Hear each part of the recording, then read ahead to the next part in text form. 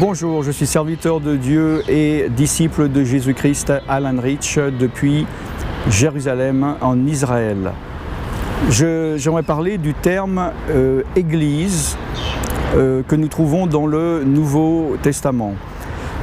Cet enseignement est dans le contexte des enseignements sur Israël et sur les racines juives du christianisme que vous pouvez trouver sur centre-partage.com à la page Israël. Donc, dans le Nouveau Testament, qui a été écrit en grec, il y a le terme qui est écrit, si je ne me trompe pas, 3 fois, Ecclésia, qui a été traduit par Église.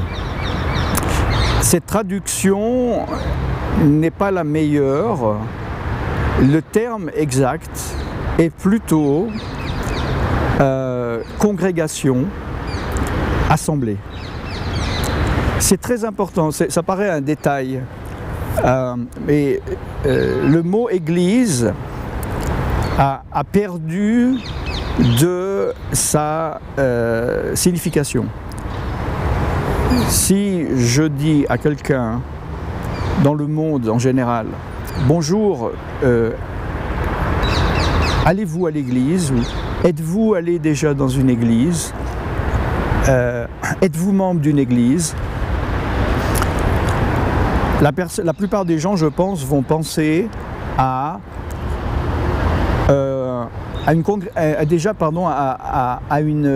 un building, à un immeuble, à une dénomination. Okay. Au niveau de la Bible, et surtout il y a 2000 ans, cela ne voulait pas dire cela. D'accord?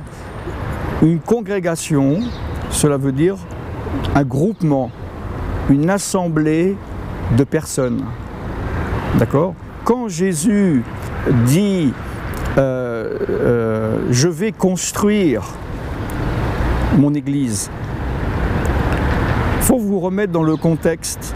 Jésus parlait à des juifs qui connaissaient le judaïsme, qui ne connaissaient pas forcément beaucoup la culture, en tout cas en profondeur, la culture grecque ou romaine. Imaginez Jésus qui aurait dit, utiliser ce mot, je vais construire mon...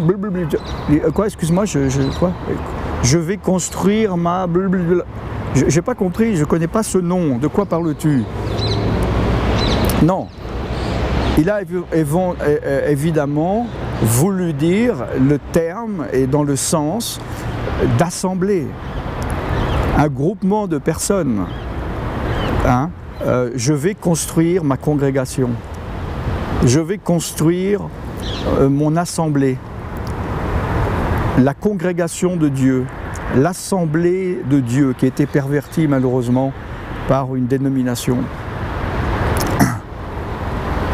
La Bible dit que la congrégation donc, de Dieu, ce sont des personnes, des pierres vivantes, justement, mais non pas un temple, non pas un bâtiment, non pas une dénomination, des pierres vivantes que Dieu connaît et ajoute jour après jour ceux qui sont sauvés, les pierres vivantes qui ont été mises en vie par Dieu, de pierres mortes.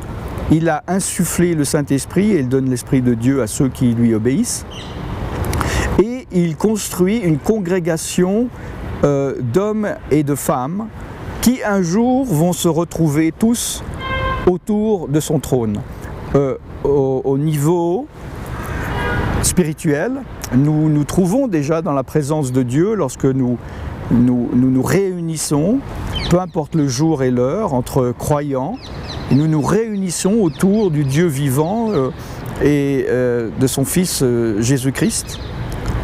Mais je ne sais pas, peut-être cela est possible.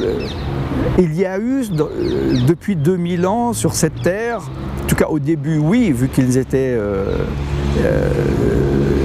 3000, enfin 120 d'abord, oui, ils étaient tous ensemble, l'assemblée de Dieu, les 120, étaient réunis devant Dieu.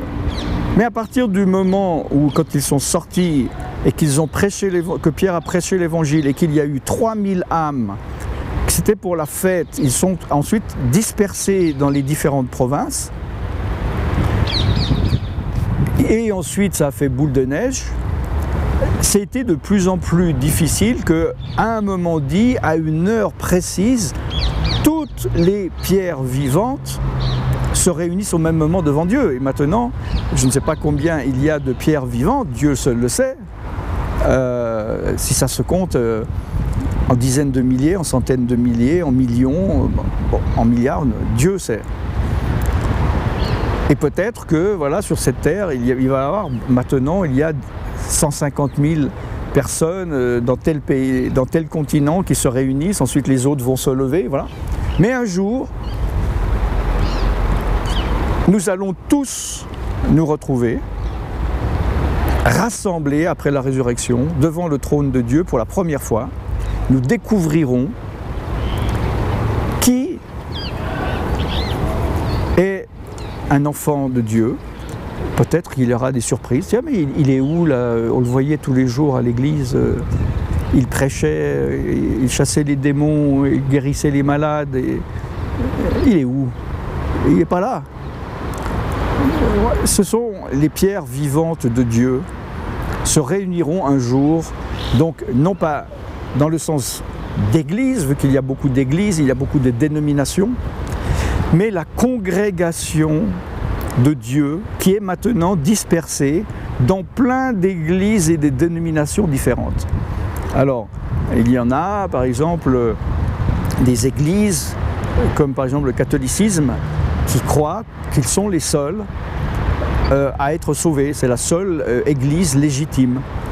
Il y a les témoins de Jéhovah, ils disent pareil, les mormons disent pareil, beaucoup d'évangéliques et de pentecôtistes pensent pareil, etc. Chacun pense qu'il est la seule église et qu'ils seront les seuls sauvés. Mais nous verrons, et je pense qu'il va y avoir des grincements de dents aussi au paradis ce jour-là, en disant « mais qu'est-ce que toi tu fais là ?» Je pensais vraiment être le seul à être agréé devant Dieu. Mais Dieu connaît les siens, amen. Alors voilà ce court enseignement que je voulais donner concernant cette mise au point par rapport au terme Église, le terme grec ecclésia donc, et sa traduction du grec dans le Nouveau Testament. Restez connectés sur radiojésuschrist.com, sur tvjésuschrist.com et pour d'autres enseignements sur ce thème, des racines du christianisme, des racines juives dans le christianisme, eh bien rendez-vous sur centre-partage.com à la page Israël. Je suis serviteur de Dieu et disciple de Jésus-Christ Alan Rich et je vous parle depuis Jérusalem en Israël et je vous dis à très bientôt, Shalom.